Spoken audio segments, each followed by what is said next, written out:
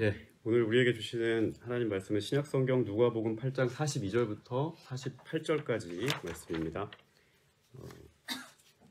세번역 성경으로 오늘 같이 한번 읽도록 하겠습니다. 잘 보이시나요? 잘 보이십니까? 네. 42절부터 48절까지 한 목소리로 같이 읽겠습니다. 시작. 예수께서 야이로의 집으로 가시는데 무리가 예수를 밀어냈다. 무리 가운데 12해 동안 혈루증으로 앓는 여자가 있었는데 의사에게 재산을 모두 다 탕진했지만 아무도 이 여자를 고쳐주지 못하였다. 이 여자가 뒤에서 다가와서는 예수의 옷술에 손을 대니 곧 출혈이 그쳤다. 예수께서 물으셨다. 내게 손을 댄 사람이 누구냐? 사람들이 모두 부인하는데 베드로가 말하였다. 선생님, 우리가 선생님을 에워싸서 밀치고 있습니다. 그러자 예수께서 말씀하셨다. 누구나 내게 손을 댔다. 나는 내게서 능력이 빠져나가는 것을 알고 있다. 그 여자는 더 이상 숨길 수 없음을 알고서 떨면서 나와 예수께 엎드려서 그에게 손을 댄 이유와 또 낫게 된 경위를 모든 백성 앞에 알렸다. 그러자 예수께서 그 여자에게 말씀하셨다. 따라 내 믿음이 너를 구원하였다. 평안히 가라. 아멘.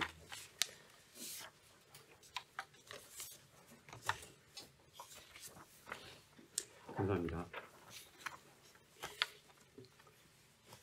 조명 꺼 있으면 얼굴은 안 보이고 목소리만 나올까봐 내심 그랬는데. 자, 오늘 말씀 잘 들리시죠? 네.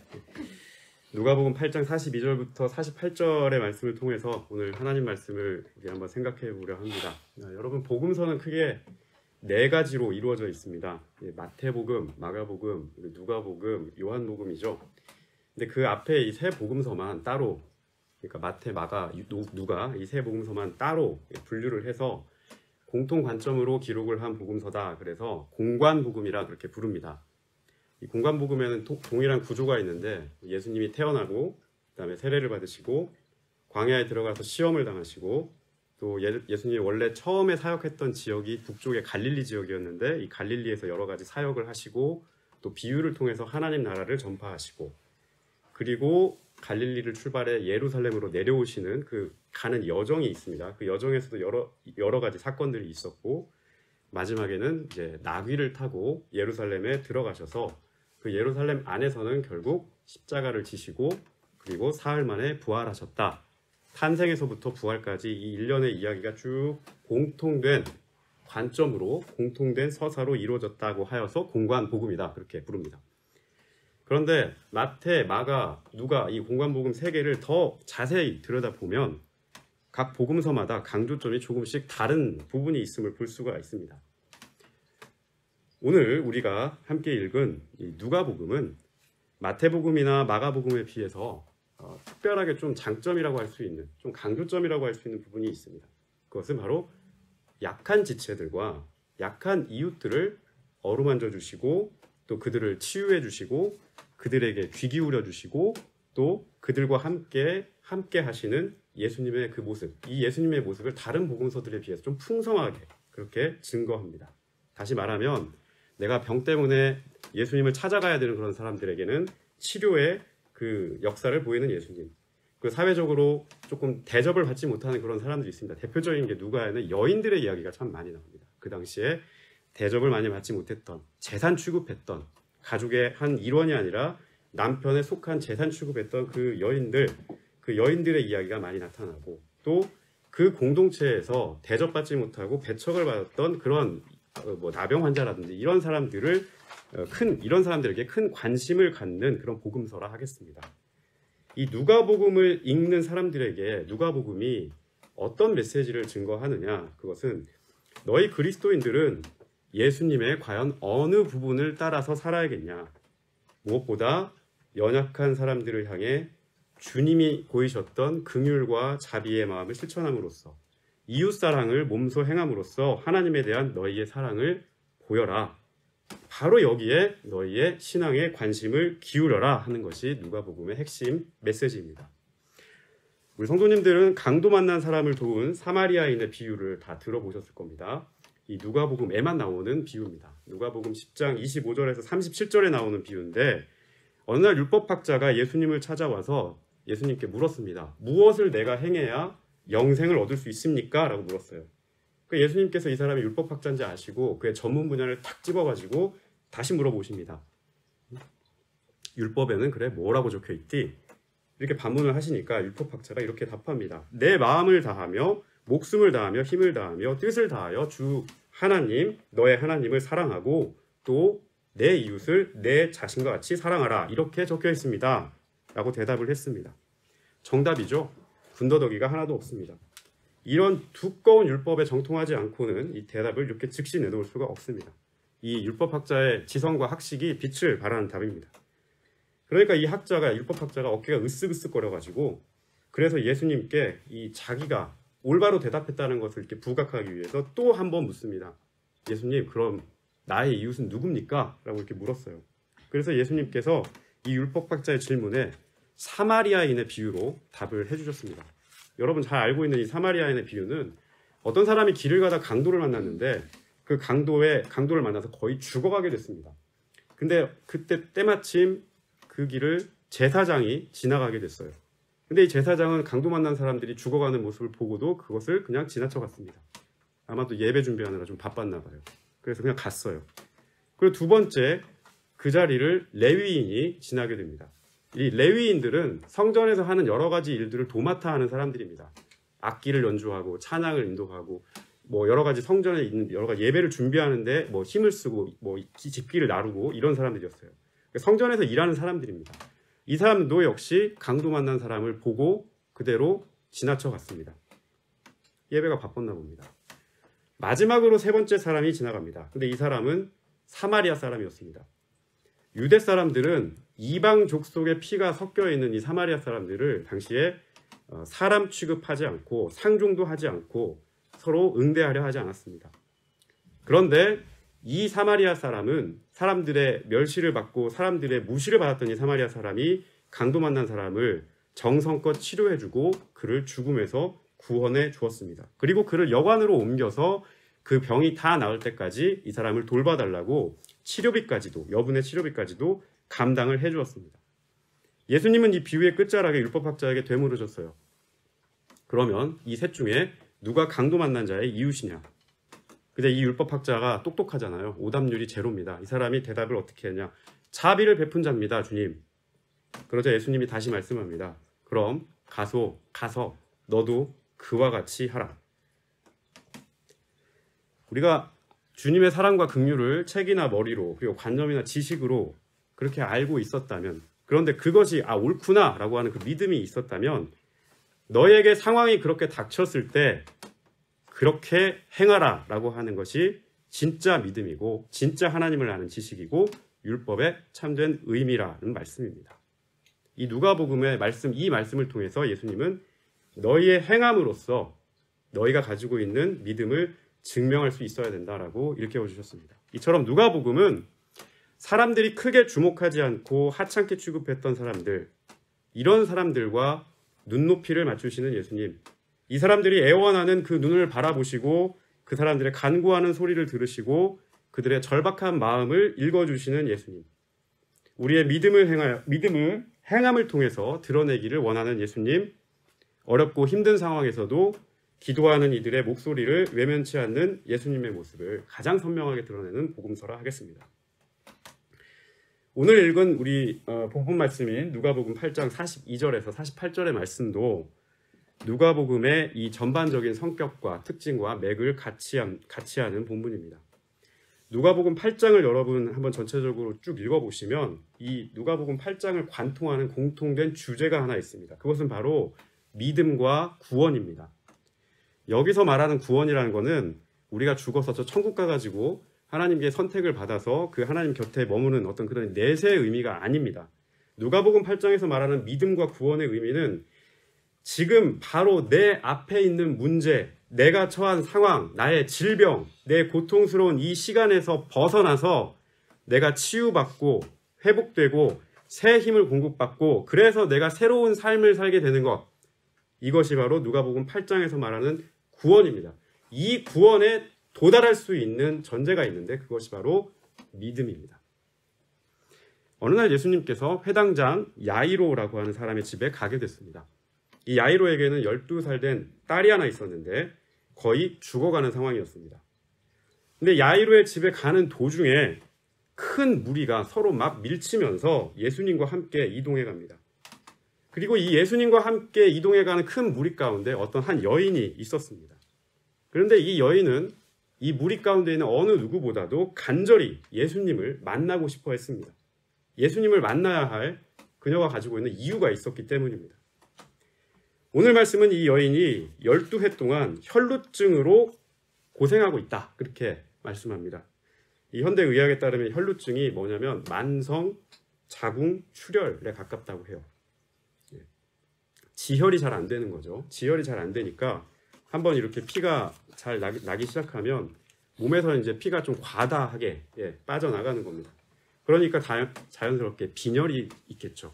빈혈 증세가 있을 거고 피가 많이 모자라니까 늘 기운이 없고 그리고 무기력한 상태가 지속됐을 거다. 12년 동안 그렇게 지속됐을 거라 쉽게 짐작할 수 있습니다. 이 여인이 자기 질병을 그냥 가만히 방치해놓고 있지 않았습니다. 이 사람은 자기 질병을 어떻게든 고쳐보려고 지금은 만성이 되어버렸지만 만성이 되어가는 이 과정 중에 엄청나게 노력을 했던 것을 우리가 볼 수가 있어요. 아까 본문 43절에 보면 이 사람이 의사들을 찾아가서 치료를 받았다. 이제 그렇게 말씀을 하는데 여러 의사, 이 사람도 찾아가 보고 저 사람도 찾아가 보면서 내 몸을 이렇게 다 드러내고 내 병을 다 드러내고 치료를 받으려고 노력을 했던 것을 볼 수가 있습니다. 용한 그런 의원들을 찾아갔지만 낫지는 못하고 결국에 자기가 가지고 있는 재산만 다 탕진하고 말았던 몸도 치료하지 못하고 그리고 자기가 가지고 있는 재산만 계속 사라지는 그야말로 밑빠진 독에 물 붓는 안타까운 상황만 이 여자에게 이어졌던 셈이죠. 자신이 사람으로서 그 당시의 의학으로서 해볼 수 있는 일은 다 해봤습니다. 자기 마음 가운데 이 병을 이겨내고 싶고 이 병 때문에 내가 좌절하지 않고 싶어 했고 어떻게든 유능한 의원이 있다, 용한 의원이 있다 그러면 그 사람을 찾아다니면서 없는 돈까지 다 털어가면서 그리고 아껴가면서 내가 가지고 있는 이 질병, 나의 문제 이것에서 벗어나고자 할 수 있는 일을 다 해보았습니다. 그런데 이 여인에게 문제가 또 하나가 있었는데요. 이 몸만 아픈 게 아니고 이 여인이 처한 상황, 이 상황도 문제였습니다. 아픈 사람을 당시에 바라보는 이 사회의 시선과 통념도 이 여인에게는 걸림돌과 같았습니다.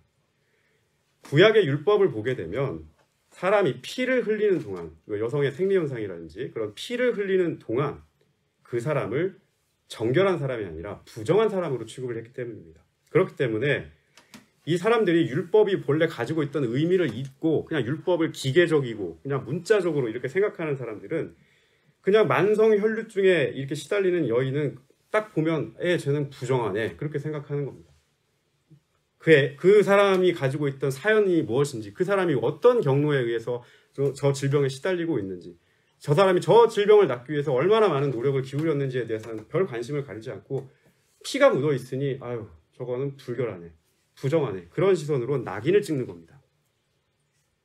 율법이라는 고정된 관념을 가진 이 주변 사람들은 아마도 이 여인을 굉장히 따갑게 쳐다봤을 겁니다. 이 여인이 생활하는 공동체 역시도 따뜻하게 그 사람을 품어주지 않았던 것 같습니다. 이 사람을 위로하고 치유하면서 손을 내미는 사람보다 이 부정한 것을 공동체 안에다가 전염시키는 사람, 저 더러운 것을 우리 공동체 안에 오염시키는 사람 그렇게 생각하고 이 사람을 따돌리고 배척하는 사람들이 많았을 수도 있습니다. 정리하면 몸이 아픈 것도 있고 육체의 질병으로 인한 육체의 고통과 불편함도 있고 그와 더불어 그 공동체와 사회가 갖는 편견과 배제 때문에 이 두 가지 마음으로 더욱더 무게가 버겁고 마음이 지치는 그런 시간이 가중됐을 겁니다. 오늘 본문 42절에 보면 무리가 예수를 밀어댔다라고 하는 표현이 있습니다. 밀어댔다. 이 개역개정 성경을 보게 되면 무리가 예수님한테 이렇게 밀려들더라라고 그렇게 적혀 있습니다. 이 말의 원래 뜻은 뭐냐면 손으로 목을 꽉 쥐어가지고 이 쥐듯이 답답하게 딱 질식할 것처럼 딱 쫄린다 이런 말이에요. 그 정도로 빽빽하게 사람들 앞에 이렇게 몰려들었다는 말입니다. 지금 이 여인은 자기 앞에 가로막혀 있는 이 사람들이 자기에게는 질식할 것 같은 그런 사람들인 거예요. 숨이 쉬어지지 않을 정도로 꽉 막혀있는 군중들 속에서 예수님을 향해서 지금 가야 하는 그런 상황입니다. 내 앞에 있는 이 장벽들을 건너서 저분에게 가야 하는 이유가 무엇인가? 왜 내가 예수님께로 나아가려 하는가? 예수님만이 자신의 질병을 치유할 수 있다는 그 믿음 때문이었습니다. 예수님만이 자신의 앞에 있는 이 문제를 해결할 수 있는 믿음 때문이었습니다. 예수님만이 자신에게 새로운 삶을 열어줄 수 있다는 그 믿음 때문이었습니다. 이 밀려들더라 라고 하는 이 헬라어 동사가 여기에만 쓰인 게 아니고요. 누가복음 8장 다른 곳에도 쓰였는데 8장 14절에 쓰여 있습니다. 앞에 보게 되면 8장 4절부터 15절까지 예수님께서 씨 뿌리는 비유를 말씀하세요. 씨를 뿌립니다. 4가지 땅에다 씨를 뿌리는데 그 중에 가시덤불, 가시떨기라고 하는 땅에 씨가 떨어집니다. 거기에 떨어진 씨 이야기를 보게 되면 이 씨가 떨어져서 자라서 복음의 열매를 맺어야 하는데 가시덤불이 너무 무성하고 뾰족뾰족하고 날카로워서 그 씨가 자라지 못하도록 기운을 가로막습니다. 그래서 누가복음 8장 14절에서 예수님께서는 가시덤불에 떨어진 씨앗은 말씀을 들었으나 살아가는 동안에 근심과 재물과 인생의 향락에 사로잡혀서 열매를 맺는데 이르지 못하는 사람들이다. 이렇게 비유를 해석해 주셨어요. 여기에 쓰인 사로잡혀서라고 하는 말이 아까 예수님께 밀려들더라라고 하는 말과 똑같은 말이에요. 복음이 싹을 틔우고 이 자라서 그 둥지에 새들이 그 위에 둥지를 틀 정도로 풍성한 열매를 맺어야 하는데 가시덤불이라고 하는 장애물이 이 세상의 근심과 재물과 삶의 향락이 마치 나를 질식시킬 것 같이 꽉 사로잡고 있다는 말이에요. 이것을 뚫고 헤쳐나가서 쑥쑥쑥 자라야 함에도 불구하고 그러지 못하고 가시의 기운에 그냥 눌려가지고 주저앉고 열매를 맺지 못한다는 말입니다. 이 혈루증을 앓고 있는 여인도 예수님께로 나아가기 위해서는 가시덤불과 같은 이 사람들을 해치고 나가야 하는 상황입니다. 지금 이 여인에게는 자신을 가로막고 있는 저 빽빽하게 자신의 목을 졸르는 것 같은 이 무리들이 나를 질식시킬 것만 같은 가시덤불과 같습니다. 율법에 사로잡혀 정죄하는 세상, 부정찬다고 해서 자신을 공동체 바깥으로 자꾸 밀어나는 세상, 나를 보듬어주고 위안을 주기는커녕 부정한 자라고 그렇게 눈총만 주는 사람들, 내 앞에서 질식할 것처럼 이렇게 빽빽하게 모인 이 무리들이 여인에게는 가시덤불과 같습니다.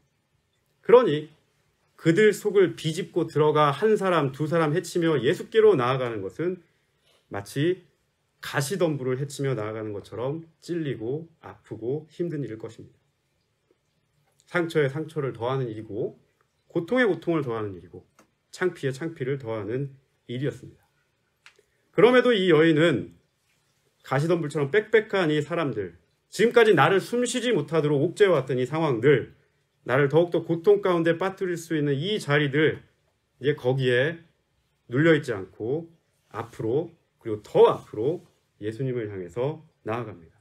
예수님을 만나야 내 병이 낫고 예수님을 만나야 내 문제가 해결되고 예수님을 만나야 비로소 내가 나답게 다시 살아갈 수 있다는 그 믿음과 확신이 있었기 때문입니다. 그분의 옷자락이라도 잡아야 이 답답하고 질식할 것 같은 상황을 이겨낼 수 있으리라는 믿음이 그 속에 있었기 때문입니다. 결국에 이 여인은 예수님의 옷에 손을 댔습니다. 예수님과 접촉을 했습니다. 예수님과 만났습니다.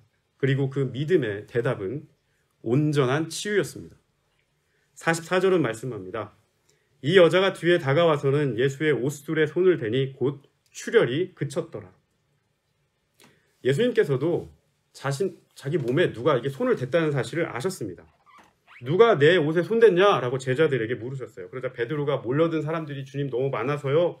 이리 밀치고 저리 밀치다가 그렇게 됐다고 그렇게 대답을 합니다. 근데 여러분 생각을 해보십시오.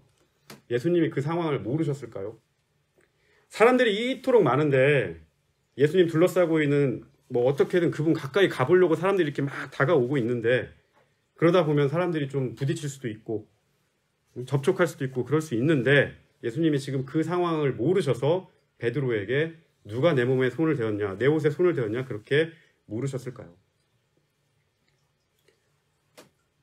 이건 제 해석이지만 아마도 예수님께서는 당신의 치유의 능력을 간절히 원하고 믿었던 바로 이 여인을 직접 찾고 싶으셨던 것 같습니다.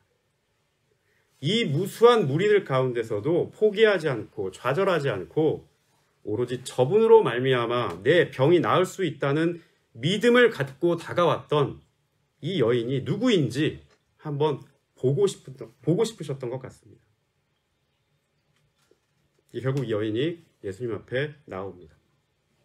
그리고 오늘 성경을 보게 되면 예수님 앞에서 굉장히 두려워하고 떨면서 그 모든 자기의 일을 주님 앞에 솔직하게 내어놓고 고백을 하게 됩니다. 근데 그 여인에게 예수님께서는 다른 거를 다 이야기하지 않으시고 이 여인의 믿음을 칭찬하십니다. 따라 내 믿음이 너를 구원하였다. 따라 내 믿음이 너를 구원하였다. 세상의 가시덤불처럼 자신을 숨막히게 만들고 자신을 찔러왔고 고통을 주고 좌절케 하고 힘들게 하는 그런 상황에도 불구하고 주님을 꼭 만나야겠다는 그 믿음, 저분을 통해서 내 문제를 반드시 해결하리라는 그 믿음, 내가 저분의 옷깃이라도 스쳐서 저분의 능력에 그 손에 이끌려 살겠다는 그 믿음이 지난 12년 동안 자신을 지독하게도 괴롭혔던 질병에서 해방시켜 주시고, 그리고 예수님께서 바로 그 믿음을 지금 인정해주고 계십니다. 거기에 주님은 한마디를 더 덧붙이셨습니다. 평안히 가거라. 얼마나 이 질병 때문에 그동안 아팠더냐, 얼마나 사람들의 눈총을 받았더냐, 얼마나 이 문제 때문에 맘 편할 날이 없었더냐, 얼마나 이 슬픔 때문에 잠을 이루지 못했더냐, 이 고통을 치료하러 쓰고 바친 재물 때문에 얼마나 소가리를 했더냐. 이제 평안해지거라. 평안을 회복하거라. 너를 숨막히게 했던 모든 가시덤불들을 다 걷어냈으니 사랑하는 딸아, 사랑하는 아들아, 이제 평안히 가거라. 예수님께서는 이 여인의 육체적인 질병뿐만 아니고 그 육체의 질병으로 말미암아 겪었던 마음의 그 심중의 고통까지도 모두 치료해 주셨습니다. 그의 몸을 깨끗이 낫게 함으로 그동안 그 속에서 그 몸 때문에 알아왔던 마음의 통증까지도 깨끗이 낫게 해주셨습니다. 병약했던 존재가 건강한 존재로 바뀌고, 낡았던 존재가 새로운 존재로 바뀌고, 새로운 사람으로 나음을 받아 새 삶을 살도록 하셨습니다. 몸도 연약했고 마음도 연약했던, 도무지 평안이라고는 찾아볼 수 없었던 그 상황도 모두 바꿔주셨습니다. 우리 사랑하는 성도 여러분, 말씀을 맺도록 하겠습니다. 오늘 주님은 이 여인에게 말씀하신 것과 마찬가지로 우리 한 사람 한 사람에게도 동일하게 말씀하십니다. 이 혈루증에 오랫동안 고생했던 이 여인, 그 앞에 빽빽하게 둘려있던 그 가시덤불과 같은 모든 문제들, 그것이 우리 앞에 있을 수도 있습니다. 평안하지 못한 우리의 삶일 수 있습니다. 그럼에도 불구하고 이 여인처럼 우리의 손을 뻗어서 주님의 옷자락이라도 만지려고 하는 그 믿음이 있다면 주님께서는 그 믿음을 보시고 우리를 칭찬해 주시고 우리의 문제를 해결해 주십니다. 믿음으로 주님 앞에 나아갈 수 있기를 바랍니다. 내 모든 육체의 짐과 영혼의 짐을 다 가지고 주님 앞으로 나아가시기를 바랍니다. 가시덤불을 두려워하지 마시고 그분 앞으로 나아가시기를 바랍니다.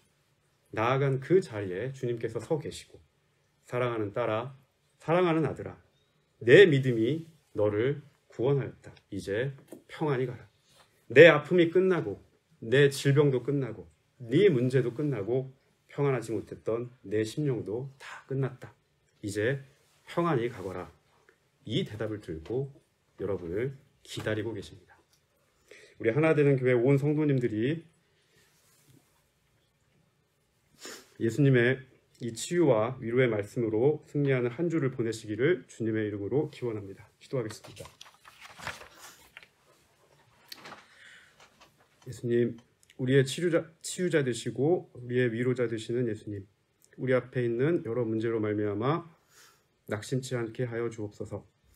12해 동안 자신을 억누르고 힘들게 했던 이 질병을 예수님 앞에 내어놓고 내가 저분께 나아가면 해결되리라, 반드시 나으리라 확고한 믿음으로 행했던 이 여인처럼 우리도 주님의 치유와 회복을 굳게 믿고 어렵고 힘든 이 시간을 이겨내게 하시고 주님의 응답을 듣고 주님의 해결을 맛보고 주님 안에서 참 평안을 누리는 자들이 되게 하여 주시옵소서. 주 예수 그리스도의 이름으로 기도합니다. 아멘.